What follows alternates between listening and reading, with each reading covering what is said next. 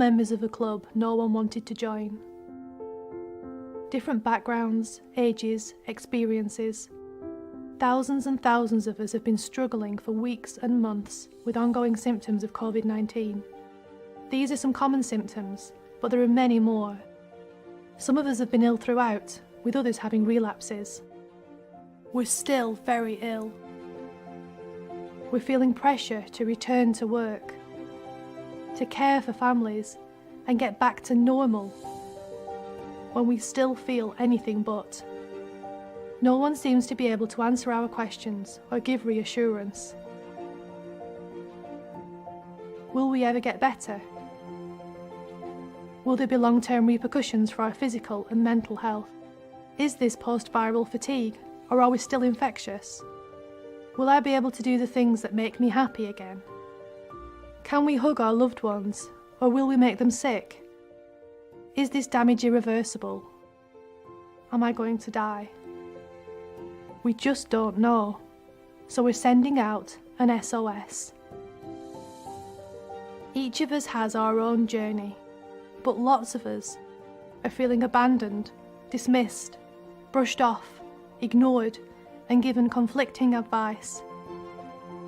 It can be hard for those around us to understand how ill we are. It's confusing and scary. Our numbers are growing and we need to be taken seriously. We need rehab, research and recognition. We need to be believed, helped, treated with compassion and supported by those around us. Please hear our SOS.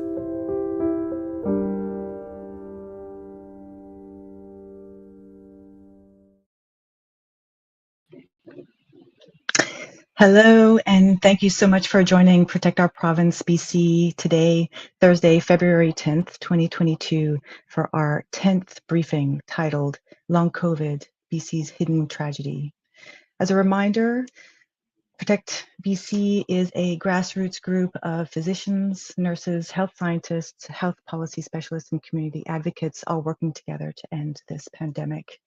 I'd like to start with a land acknowledgement to recognize that the work of Protect BC takes place on the ancestral, unceded, and stolen land belonging to many different Indigenous peoples in this place we now call British Columbia. Protect BC is committed to helping Indigenous people decolonize this land. To begin our briefing today, I would like to take a moment to give some context to our discussion about long COVID. We are currently in the midst of what could be considered our worst COVID-19 wave to date, with flabbergasting numbers of cases, including our highest number ever of pediatric cases, mass shortages of staff in all industry due to illness or isolation. We also have the highest number ever of hospitalized patients and ongoing unrelenting high daily deaths, with Dr. Tara Moriarty estimating a 4 to 5-fold underreporting of these deaths. And yet, our government and public health officials have been telling us repeatedly that Omicron is mild, that it is similar to the flu, that schools are rarely a place where transmission happens, that children don't get COVID-19, or if they do, it is equivalent to a cold. They tell us that we're transitioning to an endemic state and that we need to move on. Our current restrictions here in BC are set to expire next week, and we have been told, we've not been told yet what the plan is going to be. And yet, as our speaker and Bhéreur points out, long COVID has yet to become part of the pandemic equation when it comes to protections. To date, long COVID has rarely been mentioned by our government or public health officials. So at this point, we need to ask ourselves as a society, is long COVID a societal harm that we are willing to accept? To help us answer these questions, we're thrilled to have joining us today Dr. Anne Bhéreur, MD Palliative Care and Family Physician and Associate Clinical Professor at the Université of Montreal. And we also have Dr. Deepti Gurdasani, Clinical Epidemiologist and Senior Lecturer in Machine Learning, Queen Mary University of London, UK. And so I would like to start with bringing Dr. Anne Bhéreur to join me, and Lovely to have you with us, Dr. Bhéreur. Thank you for I will speaking about.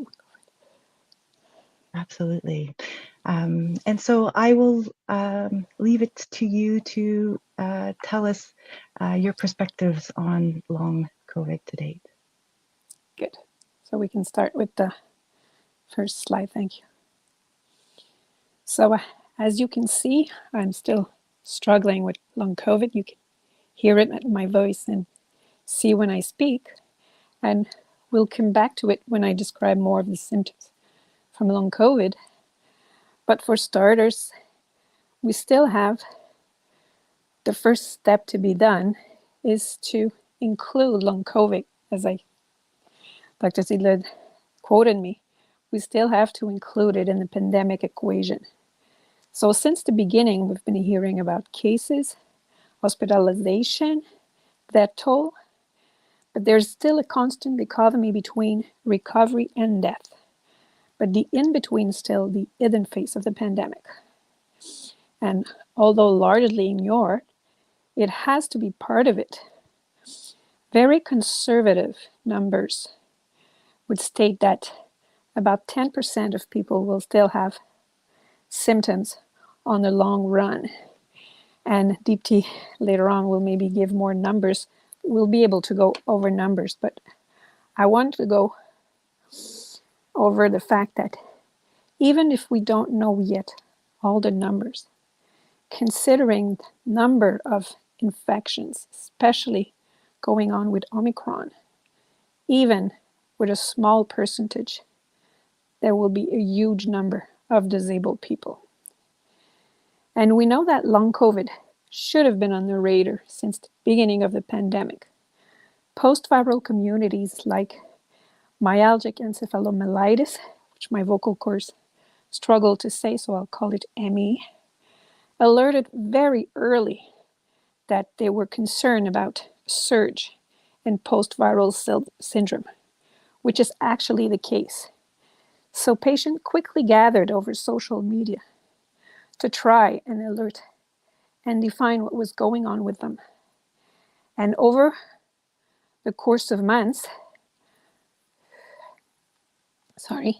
symptoms and pattern were observed. And the term long COVID actually has been coined by patients. So you do see other terms like post-COVID condition, PASC, or different acronyms. But I will all along use long COVID. If we go to the next slide,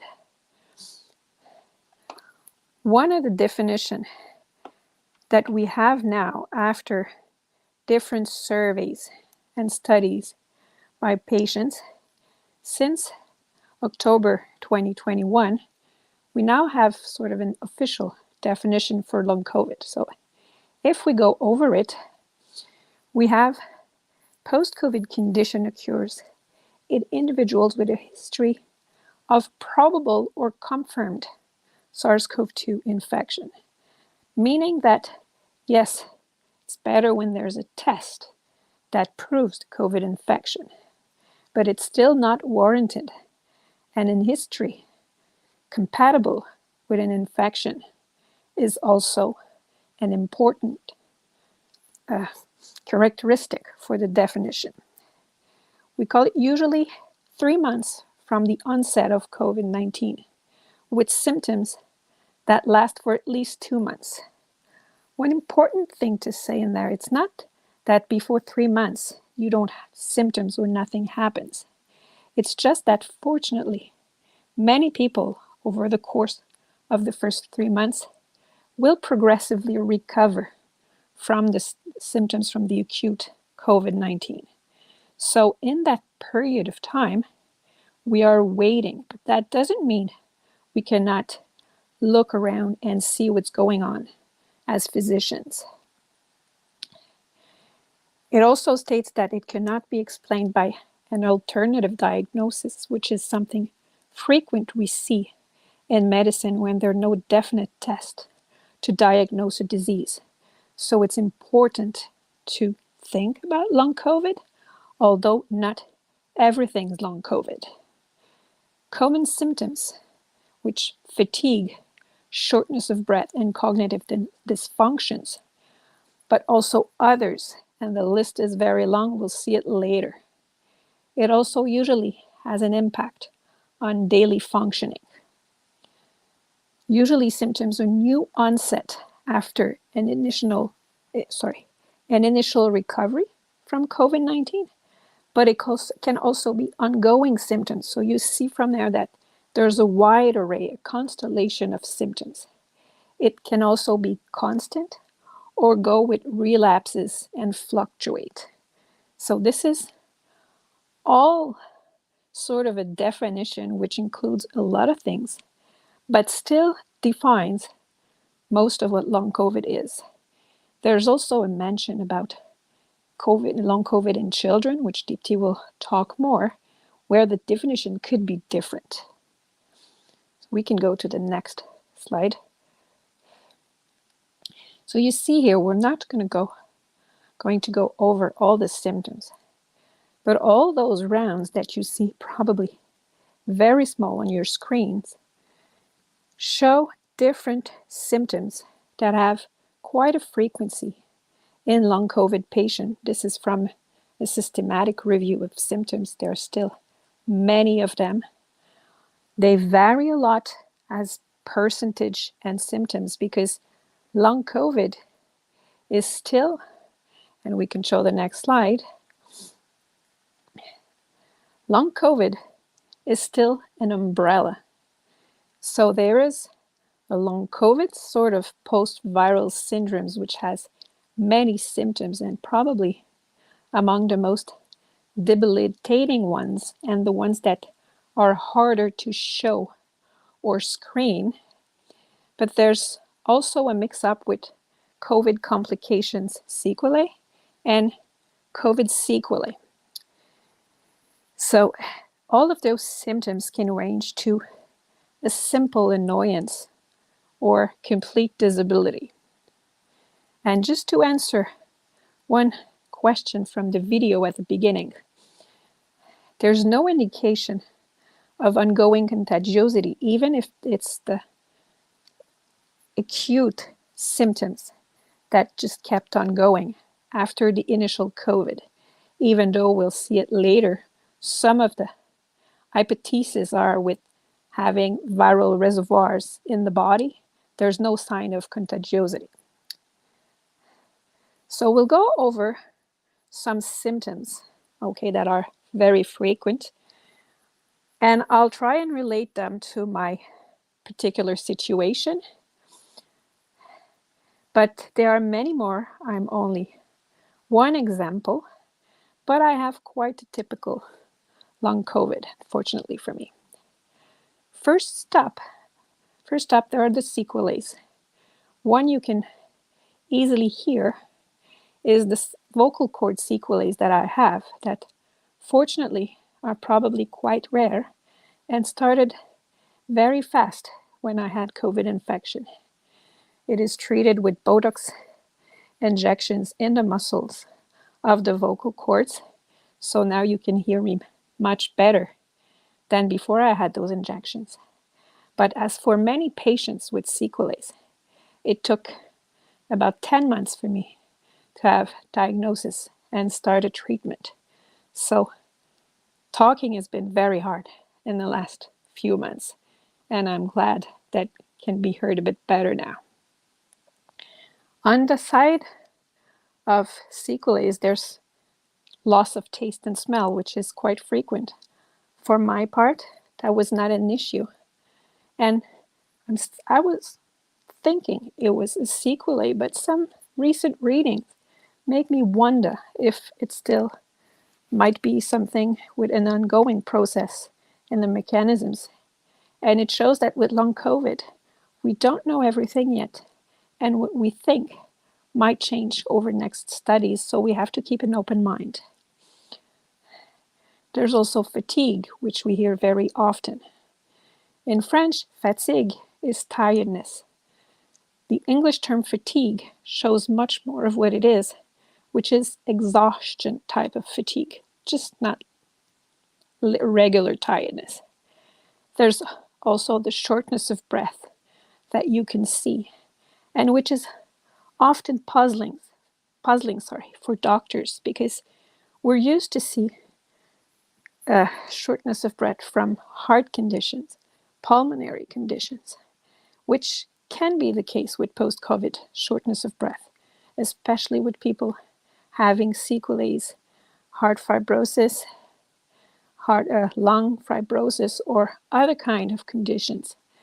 But there seems to be also a peripheral shortness of breath from a mechanism of extractions of oxygen, which is much newer for most researchers and especially for clinicians.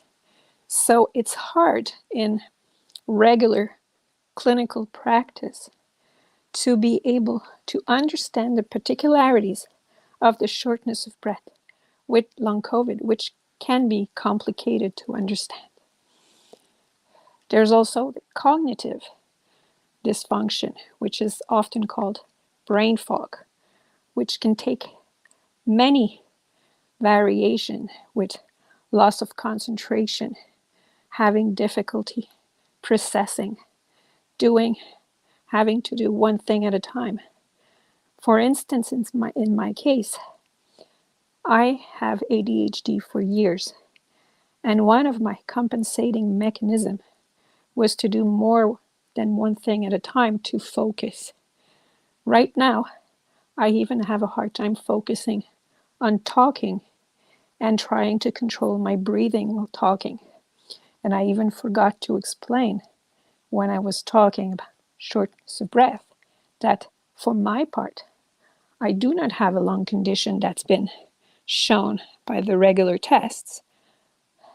I do have a heart condition that was shown only by MRI, done 9 months after long COVID in a research project, and which is not accessible for most clinicians. So a lot of patients struggle with having tests that are normal, but it's probably for a lot of situations that we're not looking at the right place to find out what's wrong.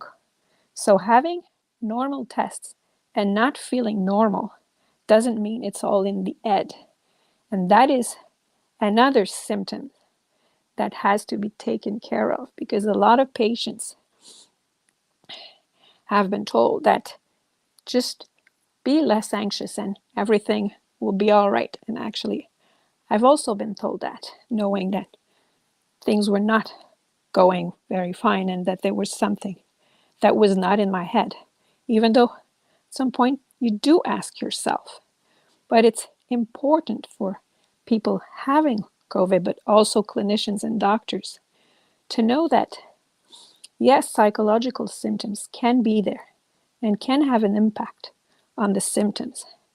But for most cases, it has to be taken as secondary to what's going on. Because being short of breath and having, for instance, trouble just moving from your seat, taking a shower being very hard, or any kind of stuff like that, when you are 45, fit person without any serious, how do you say, looking for the word, preconditions, precomorbidities, that then no way that you cannot be anxious about what's going on and asking questions, especially when you're told it's in your head. So that's something to be kept in mind at all times. There's also a lot of neurological symptoms, dysautonomia, which is the medical term, and means that I'm losing my words. The autonomous nervous system has trouble regulating functions that you usually don't even think about, like your temperature, your breathing, or breathing when talking. And a lot of people get all sorts of strange symptoms of having trouble with warmth or cold, having blue extremities, having cyanosis, or any kind of things like that, that they're not used to.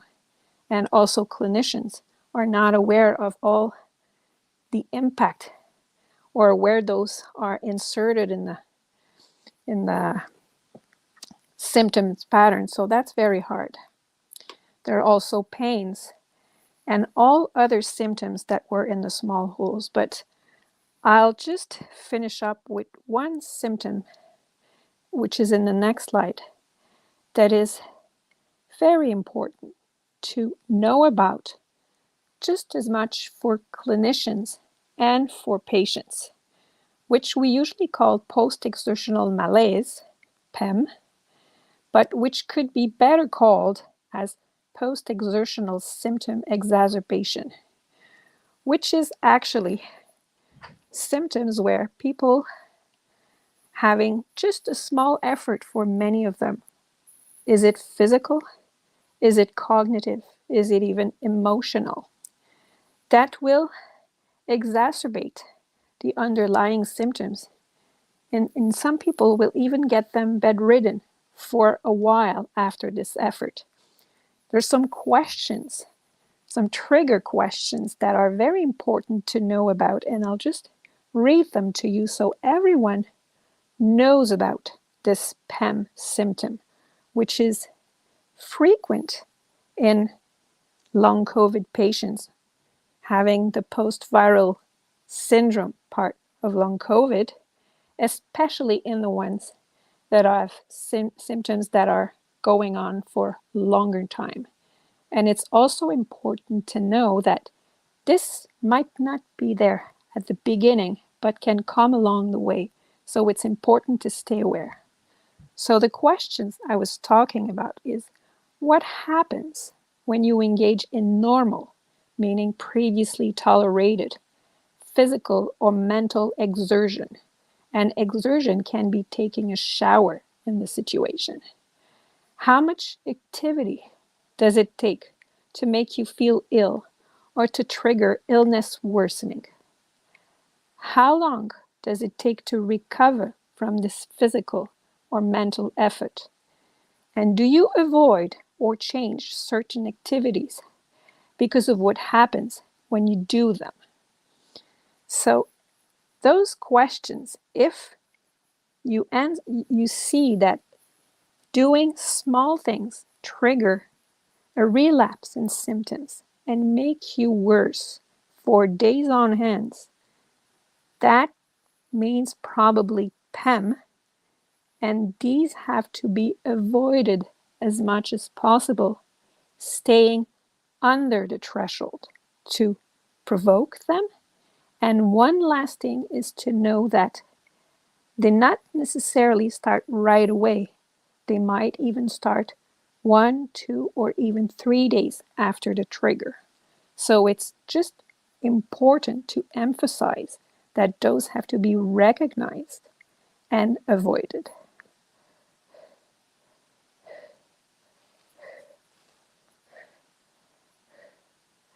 Sorry, I'm trying to catch my breath. And just as a little advice, if you have ongoing symptoms after COVID, the acute part of COVID, just take the time to recover. There's light evidence that it might be better. It's not strong, but still, there's no danger in taking the time to recover. Thank you. Thank you so much, Anne, for sharing your story and your expertise with us. We will be posting some resources for people with potential long COVID on our website to check out afterwards. And it is now my great pleasure to be able to introduce Dr. Deepti Gurdasani from the UK. Thank you so much for being able to join us today. It's a pleasure to have you here on this briefing. Well, thank you for having me. Yeah, I thought, I think Anne covered long COVID as a syndrome, what it sort of means, and the common symptoms in it really, really well. So it's something that I'm not going to repeat or go over. My focus is mostly going to be on maybe the epidemiology, a bit about the mechanisms, and what we can do to prevent it. So I had a few slides to present. I don't know if you can bring them up. Perfect. Yeah, thank you. So long COVID is, as Anne mentioned, it's the often ignored component of the COVID pandemic, which will and is already hitting us actually pretty hard. And the full impact of this will probably be recognized decades after now. So, as Anne mentioned, long COVID is a syndrome of prolonged symptoms or persistent symptoms, which can occur in different forms in people after acute infection. And although it's sort of ill-defined, it does tend to follow a consistent pattern that's been seen in multiple studies with the sort of symptoms it has, with how different symptoms tend to persist. And I'll go over this in a bit more detail.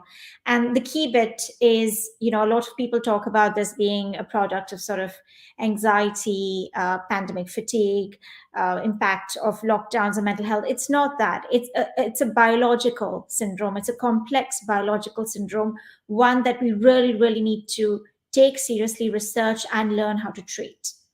Next slide, please. So there are many different estimates of how frequent long COVID is. What's very clear is that it's not rare. It does seem to happen with a frequency of between 10 to 30% of people who get infected in different studies, depending on what duration you use to define it. So this is a study that was done in the UK that showed that 38% of people reported long COVID after infection lasting for 12 weeks or more. And this is sort of a random sample in the population. And what is important here is if you actually continue to have symptoms for 12 weeks or more, while there is a decline over time, it's not rapid after this point. So if you continue to have symptoms for 12 weeks or more, it's likely that many people will continue to have symptoms for even 5 months or longer. And that's the really concerning bit. In some people, symptoms will resolve in shorter periods of time, but if they persist, they tend to persist for long periods of time. Next slide, please. So who's at risk for long COVID? And I know it's hard to sort of read the slide, but essentially just wanted to highlight that first, women are at greater risk than men. There is a sort of gradient by age. So older people are potentially higher risk, but it's also very common in young people. It's also more common in people with pre-existing or baseline conditions, but the vast majority of people who actually develop long COVID are people who are healthy. This is sort of to address a distinction that we're currently making in society between vulnerable people or people with pre-existing conditions and people who are healthy. The idea being that COVID only impacts people who are vulnerable. And that's a myth, because when we look at long COVID, we don't know exactly who will develop it. And there are lots of people who've been athletes, who've been previously healthy, who have gone on to develop long COVID. There's also correlation with socioeconomic status. So people, with lower socioeconomic status, also more at risk to get long COVID. And there's an occupational risk as well. So people who are on the front line, healthcare workers, also have a higher risk of long COVID, as expected. Next slide, please. So again, I'm sorry about this slide. It's actually very hard to read here. But what I want to say is, a lot of people talk about the non-specific symptoms in long COVID.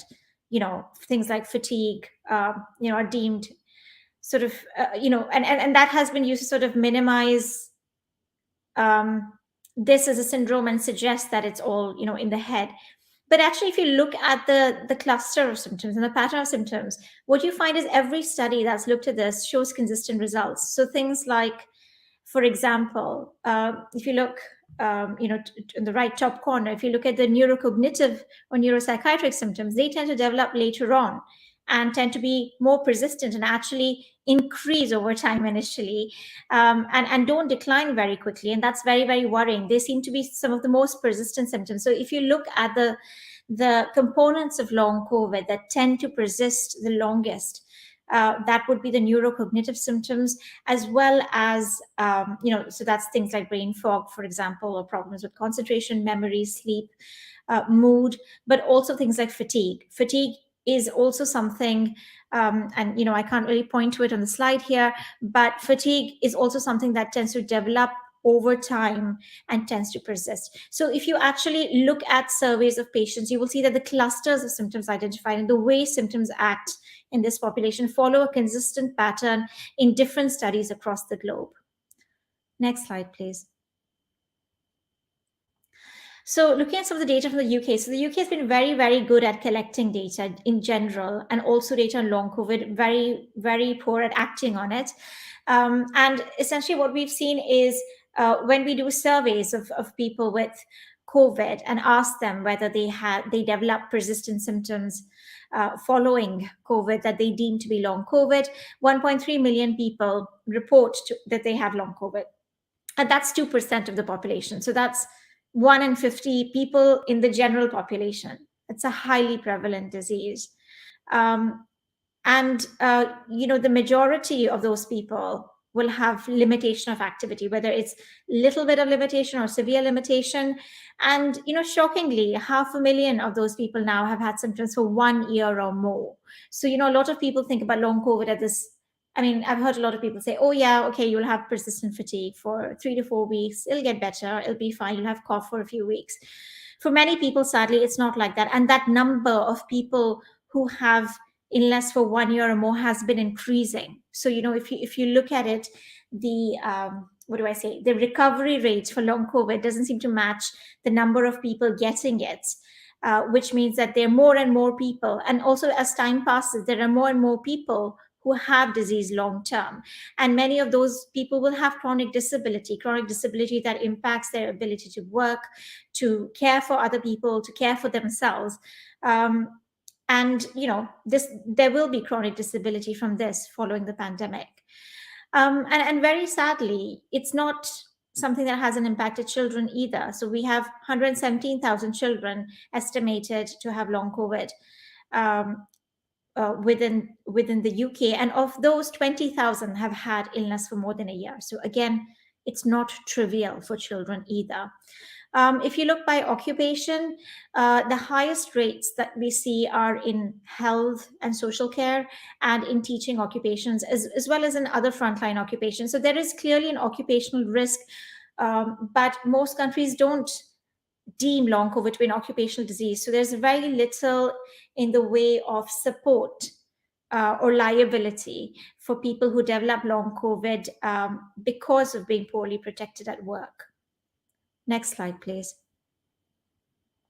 So why does this occur? I mean, I don't think we know all the reasons, and it's very likely there isn't a single reason, but there's more and more evidence emerging around different aspects. So there is evidence of that some people develop autoimmune markers following COVID that persist for long periods of time.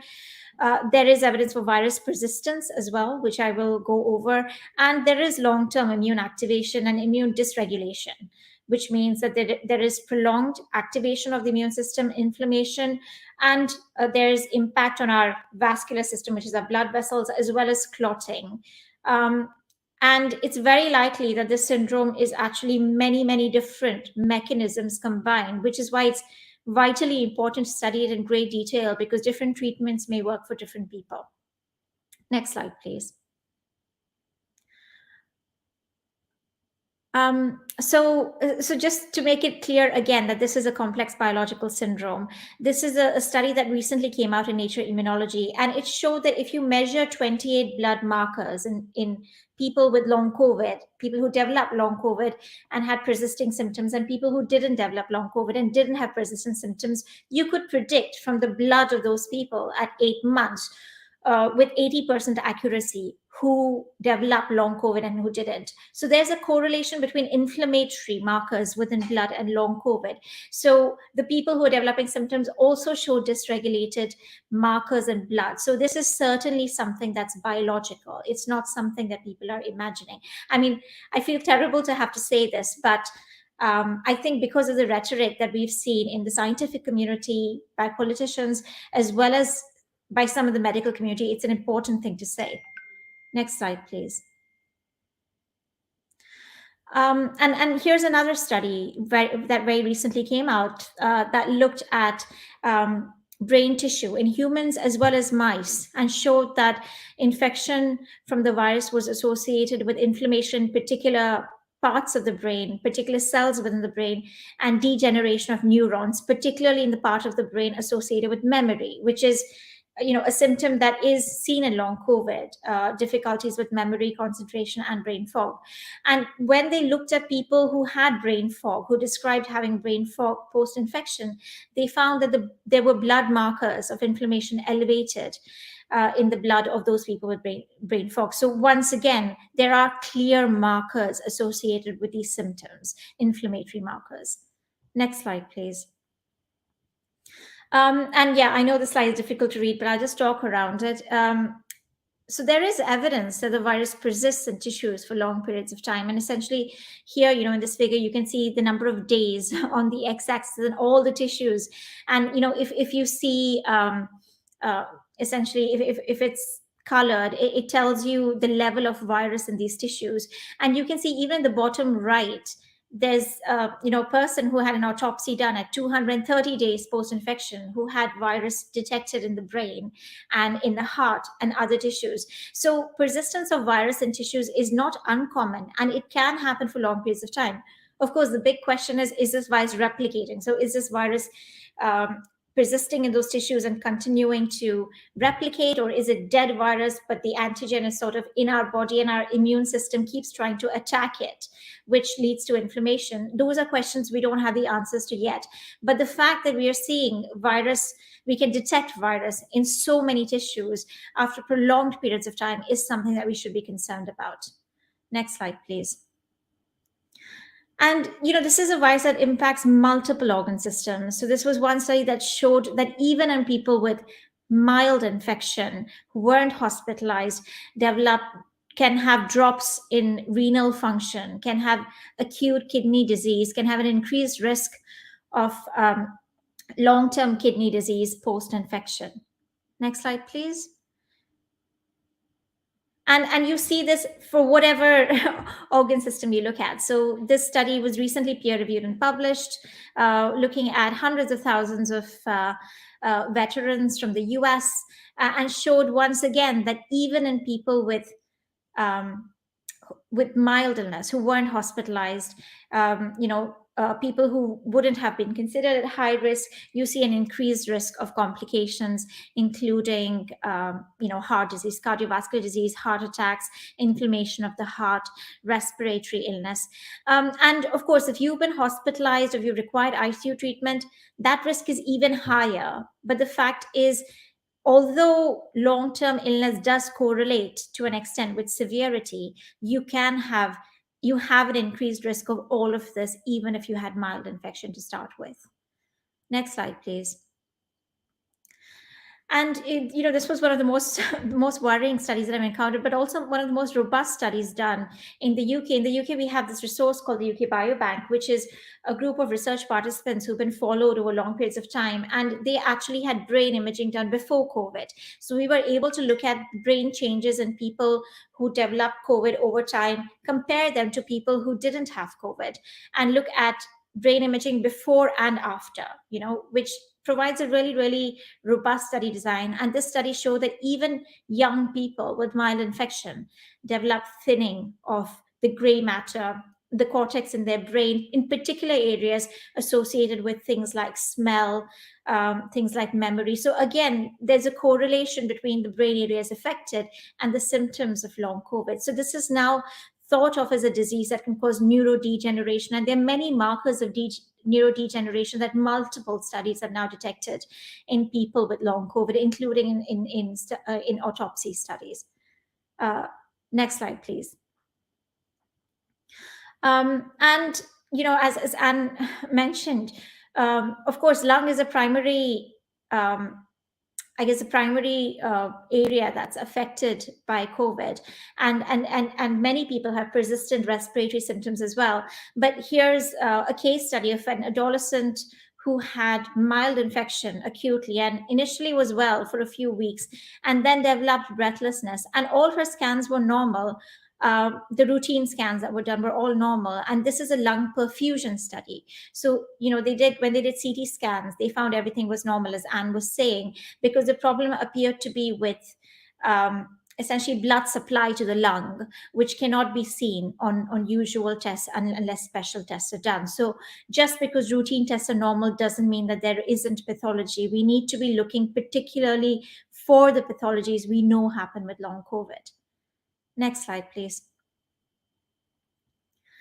And, there's early evidence now growing from across the globe that there's an increased incidence of type 1 diabetes, which is a type of autoimmune diabetes that happens mostly in young people. And the incidence, or the number of new cases diagnosed, has been shown to be elevated during the pandemic. And this is not from a single country. This is evidence that has been accumulated from multiple countries across the globe. Of course, now it's unclear whether COVID has caused sort of these people to be diagnosed earlier, because it's precipitated a sort of a crisis, something we call diabetic ketoacidosis, because of poorly controlled sugars, which can happen with virus infection, or whether it itself is associated with causing an increased risk of diabetes. And this is something we do need to study more, but while we study it, it's something that we need to be careful about in terms of mass exposing children to this illness, given that it may be associated with a higher risk. And there are biological mechanisms that would certainly support it. Next slide, please. So moving on to long COVID in children, I mean, this has been a hugely controversial area, I think. I think there have been many systematic reviews that have suggested that long COVID is less common in children, or symptoms are mild in children. But there are huge challenges that the studies carried out. I mean, there was a NICE report, which is essentially the organization in the UK that synthesizes evidence for and decides on sort of policy or management of diseases, that showed that all research looking into this was poor quality. And that's because there are many challenges. Young children, it's very hard to identify symptoms in young children. And there's also lack of systemic assessment and follow-up. So there are many studies that have looked at very, very limited symptoms and have missed very common symptoms like brain fog and mood changes or sleep changes in children, because children also prominently have neurocognitive symptoms. And there have been approaches where people have said that the prevalence should be determined by using control sets, so looking at people who didn't get infection and looking at baseline symptoms in them. I mean, that hugely underestimates the impact of long COVID, because people may have long-term illness for multiple reasons in the general population. People with asthma might have breathlessness, cough. So comparing with a control group of individuals that you can't even show wasn't infected would always underestimate the incidence, when the comparison should actually be with a patient's baseline. Because if a patient is telling you, I've developed these new symptoms after I got infected and I was able to do this before, I'm not able to do it, that is clinically significant. And many studies don't take the fluctuating course into account. They require symptoms to be persistent continuously, which is not how long COVID manifests in many people. And the pattern of symptoms, like I described, the way symptoms tend to occur, or the combinations of symptoms that tend to occur together, hasn't been considered in almost any study so far. And most of the symptoms assessed have been limited. And we need systematic assessment of the symptoms that we know, and very little of this research sadly has been patient driven. There are a few amazing patient-led studies, but or patient informed studies at least, but the majority of them don't seem to have involved people living with COVID.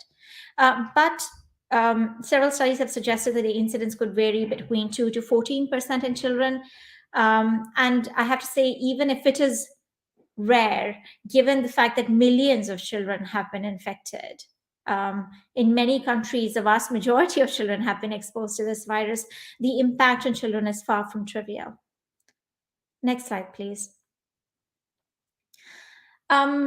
So some good news here. Vaccination, do vaccines provide protection against long COVID? So vaccines provide protection in multiple ways. One, vaccines reduce the risk of infection. Of course, this is less so now with Omicron, but boosters certainly do reduce the risk of infection. And when you don't get infected, you can't get long COVID. So they reduce risk in that way. But even if you do get infected, there's now evidence that it reduces the prevalence, so your likelihood of getting long COVID. It also reduces the severity and the duration of symptoms.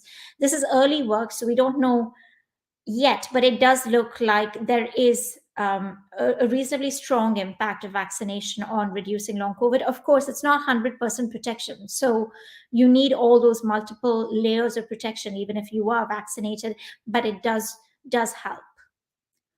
The unknowns here are what happens with vaccines over time. I mean, we know, for example, that immunity against infection, for example, wanes over time. So what happens with protection against long COVID? Does that reduce over time? And what happens with variants like Omicron, which are deemed to be less severe? Does that mean that they cause less long COVID as well? Those are things that we don't know yet. Next slide, please. So long COVID is not uncommon. First of all, it is common and it can occur in young and healthy people, although people with pre-existing conditions are at slightly higher risk. It does impact day-to-day life considerably, as you heard from Anne, her own experience as well. Impacts are unequal in society, as impacts of acute infection are as well. And those who are the most disadvantaged will be the most impacted, unfortunately. And although there is a correlation between acute illness, how severe your acute episode was, people with mild infection can have long-term illness, can have organ dysfunction, and are potentially at higher risk for things like cardiovascular disease, strokes, psychiatric disease, renal dysfunction longer term as well. But we don't really know the long-term impact yet, because we only have a maximum of 2 years of follow-up on patients. But what's very, very clear is what we know right now is concerning, and this is not something we can take lightly or mass expose people to. We need to adopt the precautionary principle. And we need a lot more research into this. We need research that involves patients who actually understand the symptoms of long COVID and how the pattern of disease works in many ways better than researchers do. We need both qualitative and quantitative research, and it needs to be robust research. So we need to really look at the limitations of the study so far that are designed in a way that would underestimate long COVID. And comparing to a patient's baseline is essential. We've talked about fatigue and post-exertional malaise, but there are people I've seen who've said, I used to run, X kilometers before I got COVID, and I can still run, but I get breathless at a much lower level of, functioning. And I think that is also clinically important. So comparing to a patient's baseline, and when they tell you, I can't do this thing I used to do before, is also vitally important. And lastly, we need to look at treatments, and we can't look at treatments until we understand biological mechanisms. And treatments are not just psychological or rehabilitation therapies. This is a complex biological syndrome, and the treatment needs to be in light of that. Thank you. I think that's all I have. So very happy to take questions. Thank you so much for all of that. It was hugely informative. And I'd like to start off by asking you both what you think that governments should be doing right now to decrease the harm of COVID-19, but in particular long COVID. And perhaps, Anne, we could start with you. Actually, first thing up is, I think, have people understand how COVID is transmitted, that it is airborne, that it spreads like smoke in the air. So if people understand how it comes around, it will be much easier for them to protect and avoid infection, and use the cheese model with different layers of protection, as you said, Deepti, to avoid as much as possible the infection. It's not a fatality to catch COVID. It can be avoided. As you said, it's not 100%. Even though someone will do all its best, this person might catch COVID still. But there are ways to greatly reduce. But people first have to be informed how to do it. And air quality has to be taken care of. Absolutely. Deepti, do you have anything to add to that? Yeah, I mean, I just want to say, I feel like in very much of the Western world, the focus of, or the targets for the pandemic has been, let's not let hospitals get overwhelmed, which means that mass infection can, continue until that level is reached. But I think long COVID really changes that paradigm, which is why I think a lot of politicians don't like talking about it, because it means that transmission and large numbers of people getting infected is not actually acceptable. I mean, sure, vaccines may reduce the risk, but for example, in the UK, we've seen long COVID triple in children, or the less vaccinated populations and most exposed populations in the last 4 months. So I think there needs to be a paradigm shift from sort of living with it, meaning as long as hospitals are functioning, because the long-term disability from something like this, I mean, the impact can be huge. I mean, we're already seeing the impact here in terms of hospital workers, and the level, and how many have been affected with long COVID. I mean, even from a very selfish economic perspective, you're destroying your human capital, your human resource. I think we need to focus on keeping transmission low rather than having targets that just mean, oh, okay, yeah, we'll accept 1,000, 2,000 deaths a day, it's fine, and move on with that. Yes, and I think at the same time, although definitely here in BC, we're not collecting any of this kind of data, data from other places do show that there is a unequal burden when it comes to both COVID infection and one could then assume long COVID. And so there is a further equity issue when we're letting transmission run wild, which is that there are some people, poor socioeconomic status, racialized folks who are going to be more at risk because of the kind of work that they do, who are going to get exposed and who are going to end up with long COVID, further creating more inequities within society. And this is a global pandemic, so we cannot just focus on any one country's approach to managing. If we really want to have a long-lasting effect on ending the pandemic, we are going to have to take a more global perspective on how to do that. We have a couple of questions from our Twitter.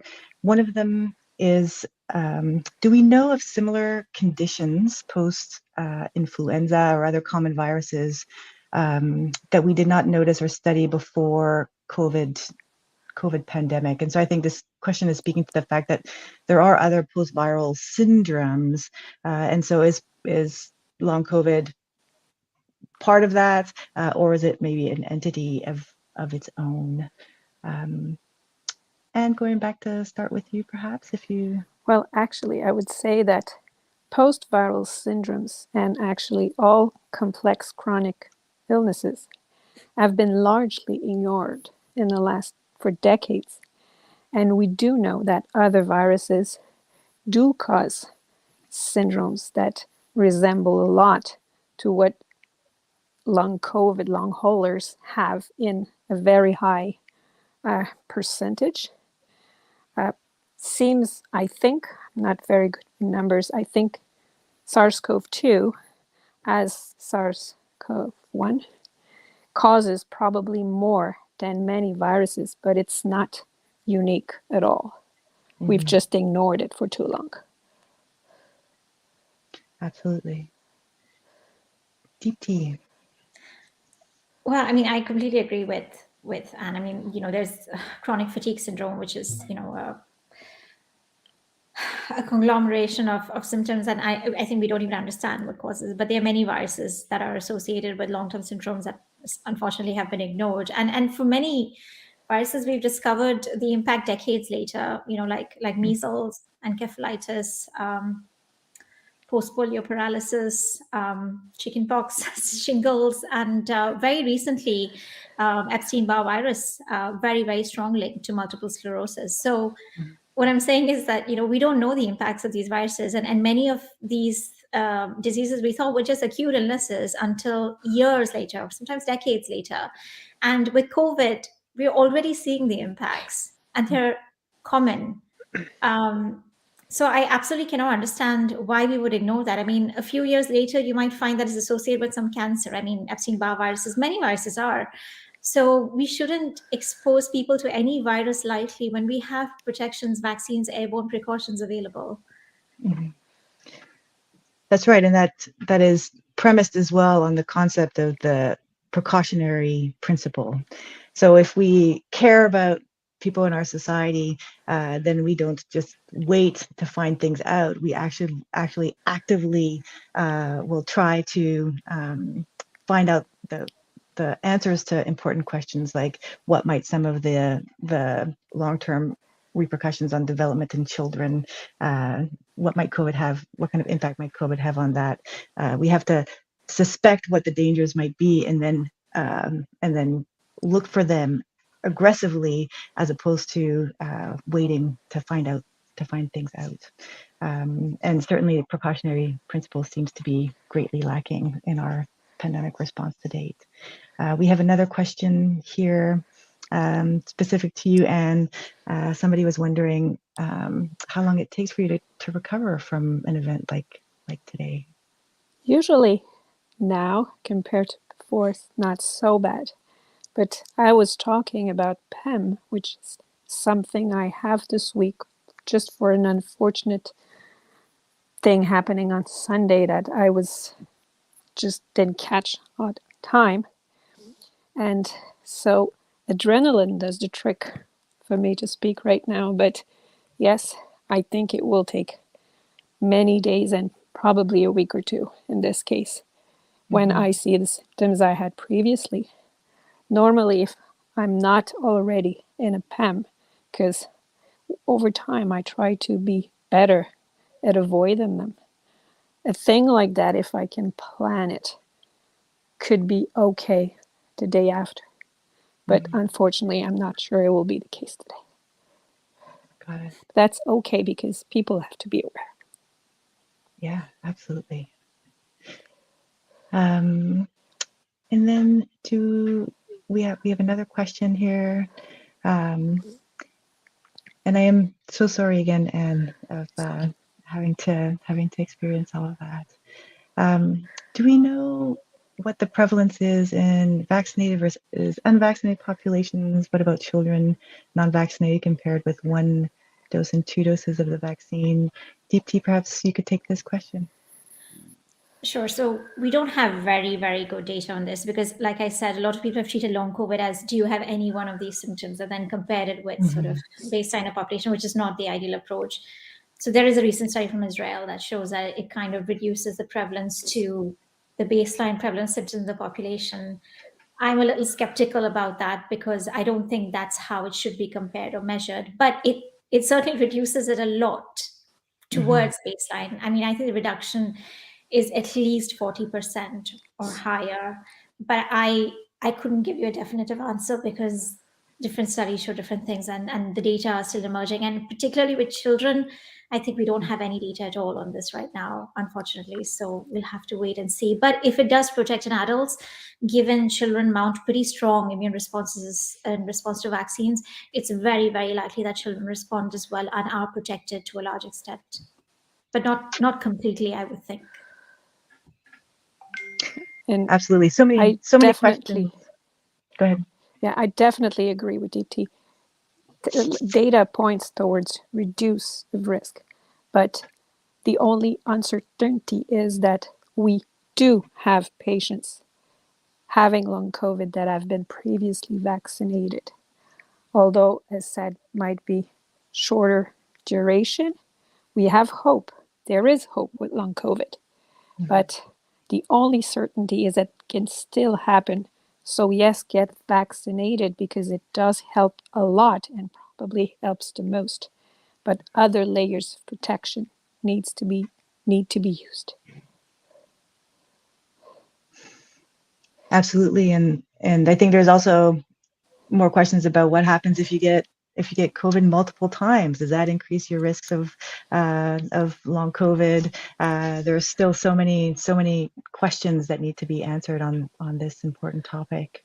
We are at an hour in, and we do have one last question for the two of you, which is there any guidance on managing potential long COVID symptoms, particularly when many people can get tested? So right now here in BC, very few people are able to get PCR testing or even rapid testing. So there's a lot of questions about what will happen for people who develop long COVID who don't end up having a positive test. And would you like to start? Actually, there is some information. It's still very little, preliminary, but we'll post them. I sent there is some guidelines from Quebec. There's some rehab guidelines also that can help a lot also for patients. And there's UK NICE guidelines on long COVID that can also help for doctors. But there's also a lot of information sheets for patient to inform on different symptoms and different problems that can be very helpful. So we'll post them after. Absolutely. Check out our website at protectbc.ca for that. And I would probably add there too, and that one of the important things there is going to be for us physicians and people doing primary care and other frontline healthcare providers. The important thing is really going to be to listen to our patients when they come to us with concerns about symptoms that have developed either after a known infection or sometimes even vaccination or just without even knowing if they've been infected or not. So many stories of people who have been dismissed by their doctors or other healthcare professionals. So that is the one strong point I personally would like to end with, is that we need to open our ears and our hearts to people who are suffering. And DT, any last words from you?